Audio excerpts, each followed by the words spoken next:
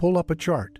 Not a modern one, a real one, the kind a navigator would have spread across a wooden table by lamplight, with the coastlines drawn slightly wrong and the interiors left blank because nobody had bothered to walk them yet. Start at the top. New England. The elbow of Cape Cod, hooking out into the North Atlantic like a finger testing the water. Slide south along the American coast, past Long Island Sound, past the shallow braided inlets of the Carolinas where the sandbars move every season and no chart stays accurate for more than a year. Keep going. Down into the Caribbean, past the Bahama Banks, past Hispaniola, into a bay on the northern coast of what is now the Dominican Republic. Then cut east, all the way across the Atlantic, down around the Cape, and up into the Indian Ocean, where the richest ships in the world once moved between India and the Red Sea, carrying more wealth in a single hold than most European kingdoms saw in a year. Every one of those points on the map has something in common. Somebody went into the water there and came back up holding gold. Because here is the thing about buried treasure. Almost none of it was ever buried. That is the part the stories get wrong. Pirates did not dig holes and draw maps with X marking the spot. They spent their money, immediately, violently, and completely. A pirate crew that took a prize worth 20,000 pounds would be broke within 3 months, having converted the entire haul into rum, women, gambling debts, and new sails. Burying treasure required something no pirate had, which was the confident expectation of a future. You bury money because you plan to come back for it. Most of these men did not expect to live out the year, and they were usually right. So the treasure that survives is not treasure anyone hid. It is treasure that got lost. Ships that went down in storms with their holds full. Coins that fell out of a shipwreck and lay in the sand for 3 centuries. Chests handed to a nervous landowner for safekeeping by a captain who never came back to claim them. And the men who found it were not treasure hunters in the romantic sense. They were divers who ran out of money, archaeologists who got lucky, hobbyists with metal detectors standing in a farmer's field in Rhode Island. Some of them spent decades on the search. Some of them lost family members to it. One of them found the single largest concentration of pirate artifacts ever recovered and then spent the next 40 years fighting in court over who actually owned it. These are 5 pirate treasures that were genuinely found, not rumored, not maybe, recovered, cataloged, weighed, and appraised. And what they were actually worth might surprise you, because in at least 2 of these cases, the real value had almost nothing to do with the gold. Before we go any further, I need to stop for a second, because what I've been showing you in these videos only scratches the surface. And I realized at some point that the full picture, the actual pirate code, word for word, the real punishment records, the exact treasure division shares, the ports that secretly funded them, it doesn't fit in a video. I put it all into one document, the Black Flag Codex. It's linked below, and the QR code is on your screen. Now, let's keep going. Let's start with the one that came closest to the legend. In May of 1699, a merchant ship called the Antonio dropped anchor off Gardiner's Island, a small private island sitting between the 2 forks at the eastern end of Long Island. The man aboard was Captain William Kidd, and he was in the worst position of his life. Kidd was not supposed to be a pirate. That is the entire tragedy of him. He was a respectable New York ship owner, a man with a wife and property and connections to some of the most powerful figures in English politics. In 1695, he had been given a privateering commission backed personally by 4 English lords and, indirectly, by King William himself. His job was to hunt pirates in the Indian Ocean and take their plunder, splitting the proceeds with his investors. It was a legitimate business venture dressed up as law enforcement. It went wrong almost immediately. His crew was mutinous. Disease killed 1/3 of them.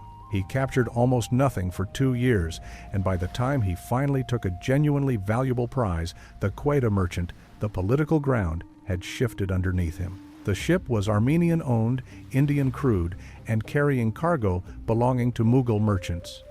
It sailed under a French pass, which technically made it a legal target. But the East India Company was screaming. The Mughal emperor was furious, and Kidd's aristocratic backers suddenly needed him to be a pirate rather than an embarrassment.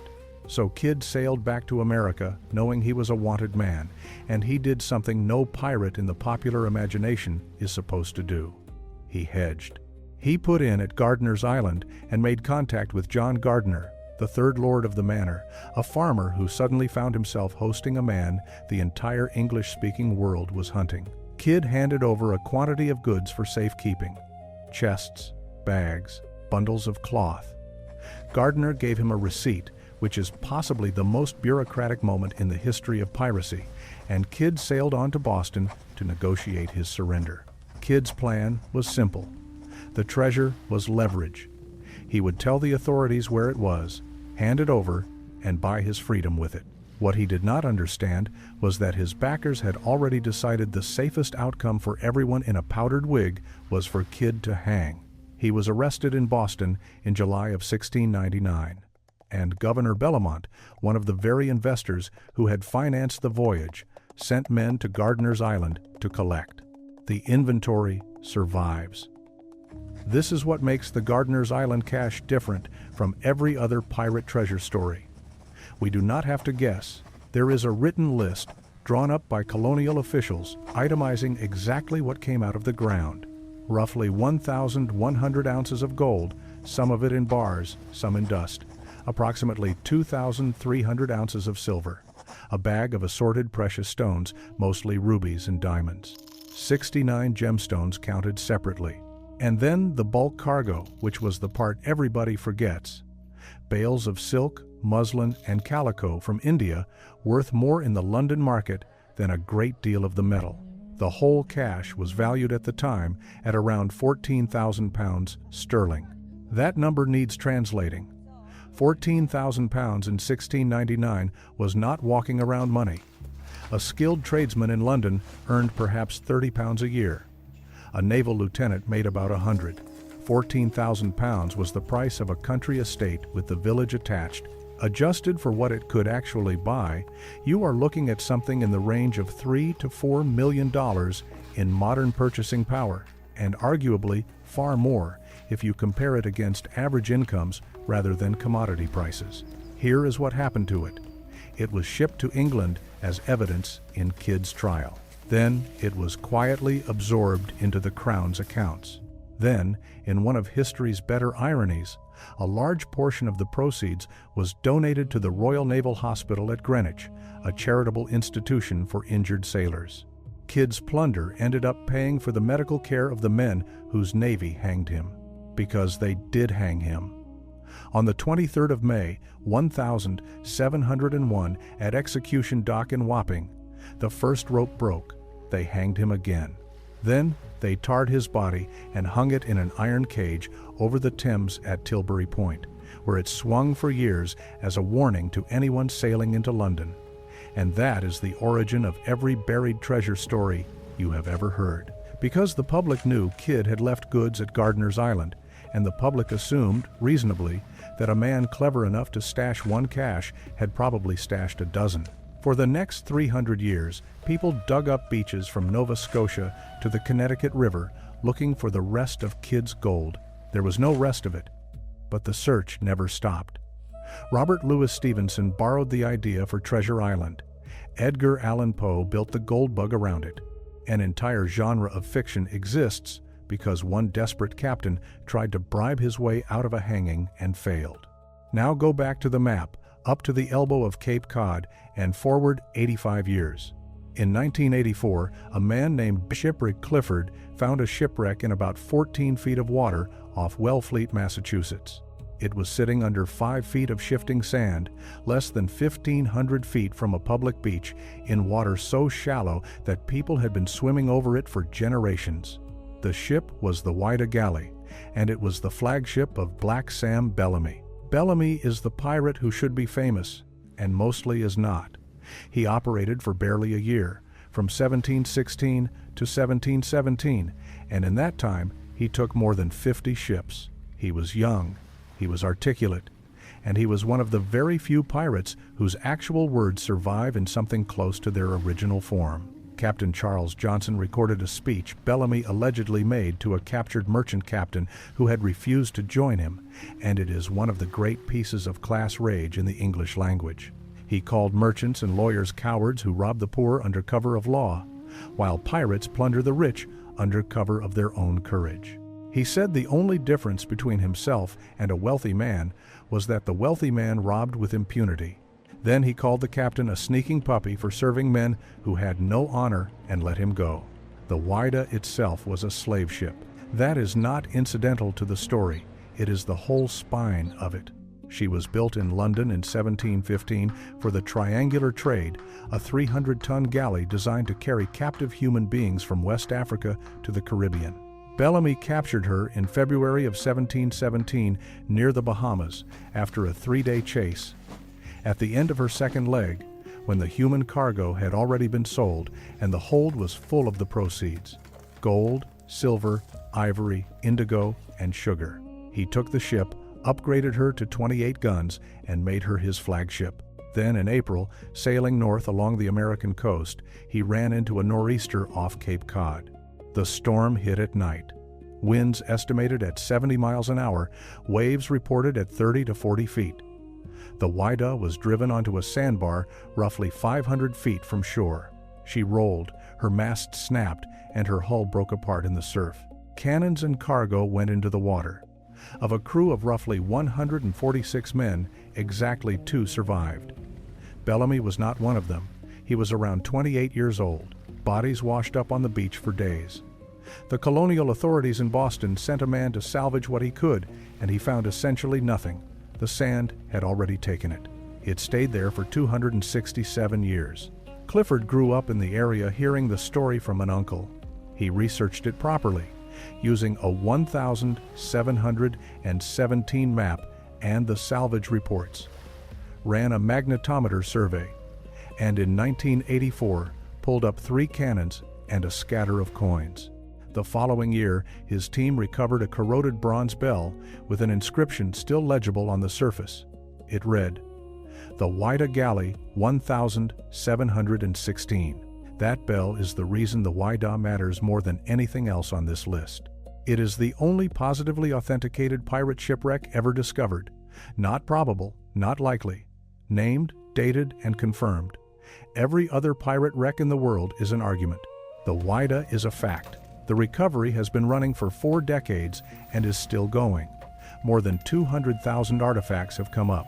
Over 8,000 coins, mostly Spanish silver pieces of 8 and gold escudos from mints in Mexico City, Lima, and Potosi. Gold bars and gold dust from the West African trade. Hundreds of pieces of Akan gold jewelry, broken into fragments because the pirates cut it into pieces to divide it by weight under the articles. Cannons, muskets, cannonballs, navigational instruments, buckles, buttons, and shoes, and bones.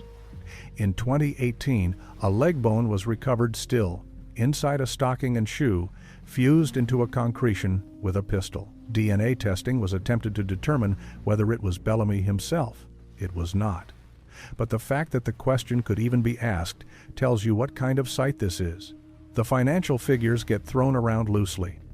Estimates for the total value of the recovered material tend to land somewhere around $400 million, and you will see that number repeated everywhere. Treat it with suspicion. It is a promotional figure, not an appraisal. The realistic melt and collector value of the coinage and gold is a small fraction of that. The actual worth of the Whydah is that it is a complete inventory of a pirate ship at the moment it died. Every object 146 men owned dropped into sand and preserved. We know what they wore. We know what they ate off.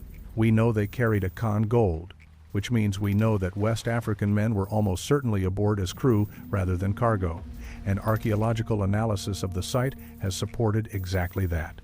Clifford's team has argued that a significant portion of Bellamy's crew were formerly enslaved men who had joined willingly, sailing under articles that gave them an equal share and a vote.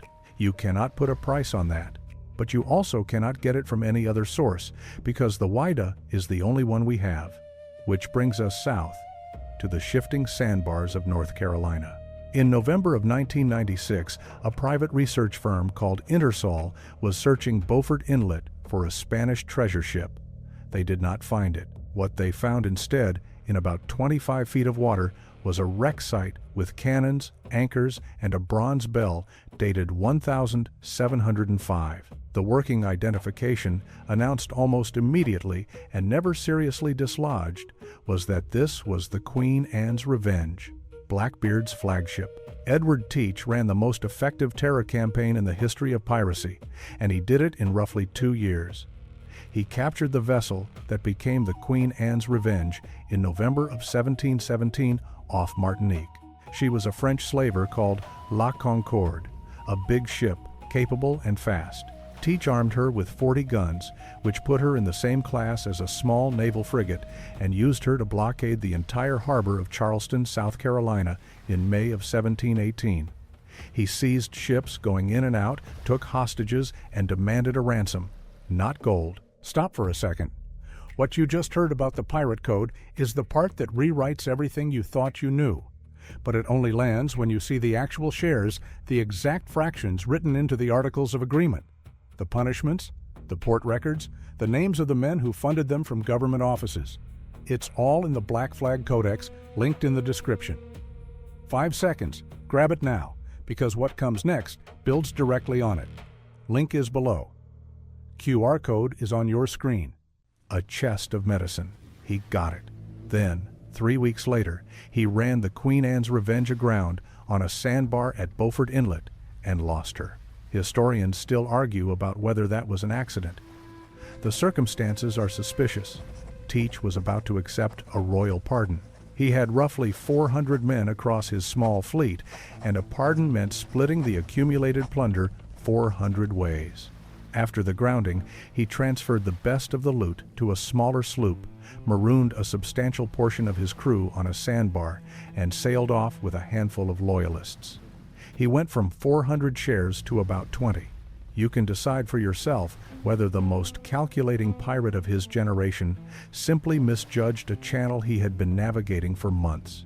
6 months later, Lieutenant Robert Maynard cornered him at Ocracoke Inlet. Teach took 5 gunshot wounds and roughly 20 cutlass wounds before he fell. Maynard cut off his head and hung it from the bowsprit. The wreck at Beaufort has produced over 400,000 artifacts. And here is where the story gets interesting, because if you came looking for a pile of gold, the Queen Anne's Revenge is going to disappoint you badly. There is almost no treasure on that wreck. What has come up instead? 31 cannons, most still loaded, packed with an improvised mixture of nails, glass, spikes, and lead shot, which tells you exactly what Blackbeard intended those guns to do to a crowded deck. Anchors, 250,000 lead shot, a brass blunderbuss barrel, gold dust, but only about 100 grams of it, most of it recovered as microscopic flakes sieved out of the sediment, and the medical equipment, which is the part that genuinely reframes the man. The wreck produced a urethral syringe containing mercury residue used for treating syphilis, a set of surgical needles, a porringer, a pewter clister, which is a device for administering enemas, a brass scale weight, a mortar and pestle. This is a functioning shipboard surgery, and it lines up precisely with the ransom Blackbeard demanded from Charleston. He held an entire colonial port hostage for a medicine chest because his crew was rotting with venereal disease and tropical infection, and he had no other way to get the supplies. The archaeologists also recovered something almost absurdly small: 16 fragments of wet paper fused into a mass of sediment inside the chamber of a cannon which had been used as wadding. Conservators separated them. The paper was printed. It came from a 1712 book called A Voyage to the South Sea and Round the World by Captain Edward Cook. Blackbeard's crew was reading travel narratives. Somebody on that ship, in between the terror and the disease and the boarding actions, was sitting below decks with a book about voyages to distant places. And when the book fell apart, they stuffed it down a cannon. The state of North Carolina owns the wreck. Nothing from it will ever be sold. Its financial value is functionally zero, and its historical value is close to incalculable, which is a sentence that would have baffled every man who ever sailed on her. Now cross the Atlantic, or rather, follow the money as it crossed the Atlantic, because the fourth treasure on this list did not come out of the water at all. It came out of a fruit orchard in Rhode Island. In 1695, an English pirate named Henry Every pulled off the single most lucrative robbery of the Age of Sail. Every had started as a first mate on a privateer whose captain was a drunk and whose investors were not paying the crew. He led a mutiny, took the ship, renamed her the Fancy, and sailed for the Indian Ocean. In September of 1695, he assembled a loose squadron of pirate vessels and ambushed the annual Mughal treasure convoy returning from the Red Sea. The prize was the Gunj-i-Sawai, the largest ship in the Mughal emperor's fleet. 62 guns, 400 musketeers aboard. It should have destroyed the Fancy outright. Instead, one of its own cannons exploded on the first exchange, throwing the deck into chaos, and a lucky shot from the Fancy brought down its mainmast. What happened after the boarding is one of the genuine atrocities of the period. The pirates held the ship for days. They tortured the crew and passengers to find hidden valuables. They raped the women aboard, many of them relatives of the Mughal court returning from pilgrimage to Mecca. Several killed themselves rather than endure it. This is not a footnote. This is the event, and it is why Every's name carried the weight it did. The haul was somewhere between 200,000 and 600,000 pounds sterling in gold, silver, and jewels. At the upper end, that is comfortably north of $100 million in modern terms and possibly far more. Every man aboard the Fancy walked away with roughly 1,000 pounds, which was more than a common sailor could earn in 20 lifetimes. Emperor Aurangzeb was so enraged he threatened to expel the East India Company from India entirely. England responded with the first genuinely global manhunt in recorded history, a massive bounty. Wanted posters in multiple languages, every port in the empire watching. And Henry Every vanished. He sailed to the Bahamas, bribed the governor, split up his crew, and disappeared from the historical record completely. Some accounts say he made it to Ireland. Some say he died penniless in Devon, cheated by merchants who took his jewels and gave him nothing. Nobody knows. He is the only major pirate of the era who was never caught and never confirmed dead. For 320 years, that was where the story stopped. Then, in 2014, a hobbyist metal detectorist named Jim Bailey was working a field in Middletown, Rhode Island, on the site of an old colonial orchard. He pulled up a small, thin, blackened silver coin. He assumed it was Spanish, because everything found in New England from that period is Spanish. It was not. The inscription was Arabic. The coin was a khamsi, minted in Yemen in the city of Al-Muqa in the year 1693. An Arabian coin struck in Yemen 2 years before the robbery, sitting in the soil of a New England farm. Bailey and other detectorists have since recovered more than a dozen of these coins across Rhode Island, Massachusetts, Connecticut, and North Carolina. Nothing like them exists anywhere else in colonial American archaeology. There was no trade route bringing Yemeni silver to New England in the 1690s. There is only one plausible way for those coins to have entered the colonial economy. Every's crew spent them. We know from court records that several of the Fancy's men made their way to the American colonies, where colonial governors were happy to look the other way for a fee. Rhode Island in particular had a reputation as a place where a man with unusual coins and no questions could settle quietly. Those men bought bread, they paid rent, they lost pocket change in orchards. The metallic value of a single khamsi is trivial, a few $100s to a collector, maybe. The total value of every coin recovered would not buy a used car. But those coins are the only physical evidence that has ever surfaced from the richest pirate heist in history. Everything else about Henry Every is testimony, rumor, and legend. This is the one thing you can hold. A few grams of tarnished silver in a plastic bag, which is all that remains of $100 million and a crime that nearly ended English trade with India. Which brings us to the last one, and the strangest. Return to the Caribbean, to the northern coast of the Dominican Republic and a wide sheltered inlet called Samana Bay. In 2014, Barry Clifford, The same man who found the Whydah announced the discovery of a wreck there. Not treasure, a battlefield. The ship was the Golden Fleece, and the man who commanded her was Joseph Bannister, who might be the most underrated figure in the entire Golden Age. Bannister was not a hardened criminal. He was a respectable English merchant captain entrusted with the Golden Fleece, a well-armed merchant vessel running cargo out of Port Royal, Jamaica. In 1684, for reasons that have never been satisfactorily explained, he simply stole his own ship. He sailed out of Port Royal without authorization and turned pirate. He was caught, brought back to Jamaica, tried, and then, in a moment of pure colonial farce, acquitted by a jury of Port Royal merchants who apparently found the entire concept of prosecuting a successful captain distasteful, so he did it again. He bribed the fort gunners to let him slip out of the harbor at night and vanished into the Caribbean with the Golden Fleece. By 1686, the Royal Navy had had enough. They tracked him to Samana Bay, where he had beached the Golden Fleece for careening, scraping the hull clean of marine growth. A careened ship is the most vulnerable thing in the world. Guns offloaded, crew ashore.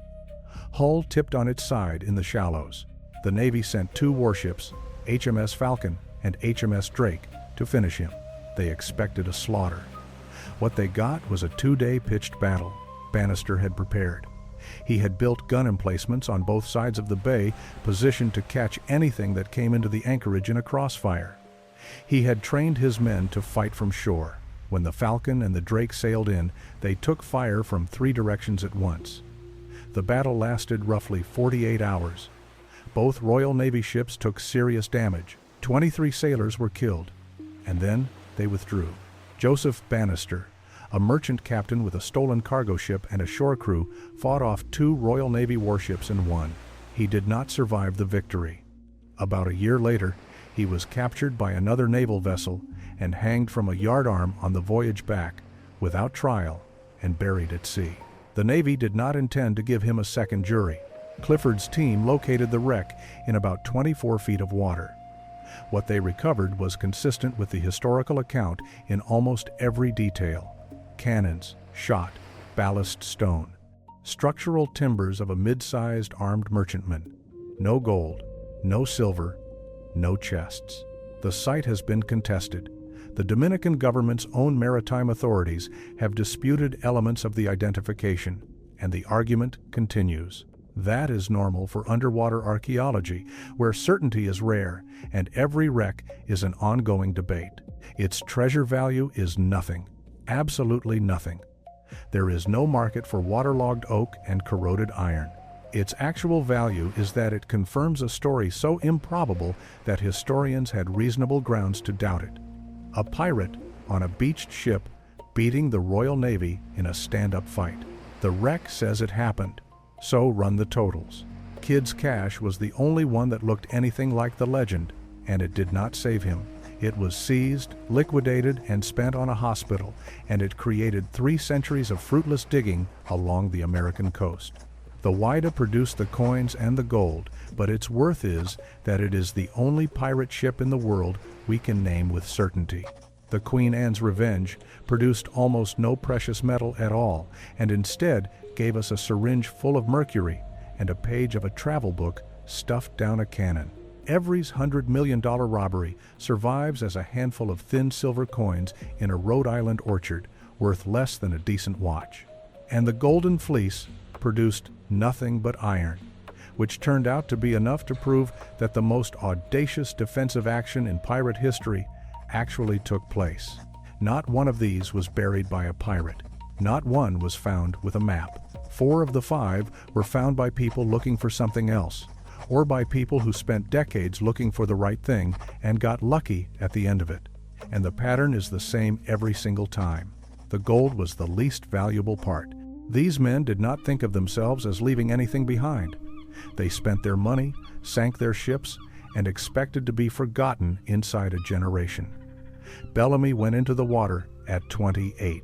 Blackbeard's head came off at Ocracoke. Bannister swung from a yardarm and was dropped over the side. Kidd rotted in an iron cage over the Thames until the tide had washed over him 3 times, as the sentence required, and then longer because nobody bothered to take him down. Every one of them assumed the ocean would erase them completely. It did not. It preserved them. Sand covered the Whydah instead of scattering her. Silt closed over the cannons at Beaufort. A Yemeni coin fell out of a dead man's pocket into New England soil and waited 320 years for someone with a metal detector to walk over it on a Tuesday afternoon. The treasure was never the point. The treasure was spent within months, converted into rum and gambling losses, and a few good nights in Port Royal before the hanging. What survived was the evidence. The stocking still on the leg bone, the needle from a surgeon's kit, the page torn from a book that somebody, in the middle of all that violence, had actually been reading. That is what the ocean kept. And it turns out to be worth considerably more than the gold ever was.